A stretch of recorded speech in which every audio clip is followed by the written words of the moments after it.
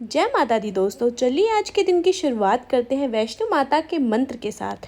ओम aim ह्रीम क्लीम चामुंडाय विचे। जय हो मेरी वैष्णो माता। मंदिर में दिया जल चुका है। मैंने देखा कविश तो दादी के साथ सो रहा है, तो चलो जल्दी जल्दी स्पीड से अपना काम करते हैं। मैंने सबसे पहले दूध गर्म किया, चाय बनाई, घिया काटी, दाल भिगोई क्योंकि मुझे बनानी है घिया दाल की सब्जी। देखा घिया तो कम है, इसलिए मैंने उसमें 2 आलू भी मिक्स कर लिए और 2 आलू और घिया काट कर तैयार। अब मैं बनाऊंगी झटपट घिया दाल की सब्जी हमारी तैयार।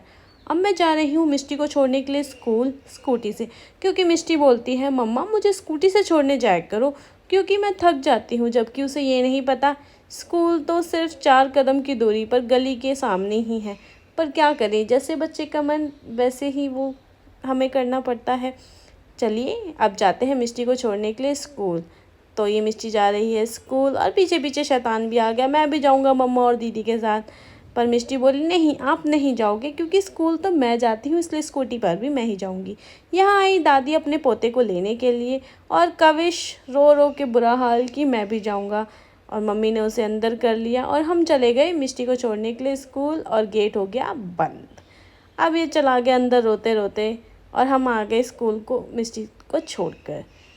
और देखा क्या, गेट किसने खोला है? इस छोटू शैतान ने। आ गई मम्मा। और अब हमने घर आकर देखा कि घर में तो कहीं कहीं कोने में जाले लगे हैं। तो चलिए हम लग जाते हैं अपने काम पर और मैं लग गई जाले हटाने में। फिर मैंने देखा अरे मैंने तो सर ढका ही नहीं, आज ही धोया है, गंदा हो जाएगा, धूल मिट्टी घुस जाएगी। तो चलिए हमने सर ढक लिया और लग गए अपने काम में। हमें घर में जाले टाइम टू टाइम हटाते रहने चाहिए क्योंकि जाले घर में दरिद्रता की निशानी होती है।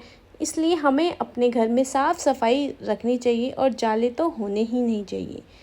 तो चलिए हट गए हमारे जाले और अब हम लग गए अपने अगले काम पे। देखा मशीन में तो कपड़े पड़े हैं धोने के लिए, तो चलिए हम अपने कपड़े भी धो लेते हैं।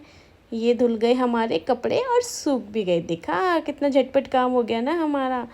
ये हमारे कपड़े सूख रहे हैं। मिस्टी स्कूल से आ गई है और लग गई है अपना स्कूल का होमवर्क करने। मैंने कहा बेटा कर ले, अभी कविश सो रहा है वरना वो नहीं करने देगा।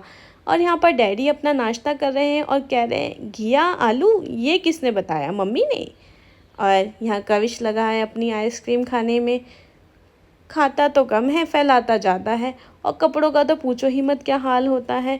मिष्टी भी लगी पड़ी है अपनी आइसक्रीम खाने में जल्दी जल्दी कि एक खाऊंगी तभी तो दूसरी मिलेगी। कविश ने भी दूसरी शुरू कर दी है। चलिए आप भी आइसक्रीम खाइए। Bye, take care.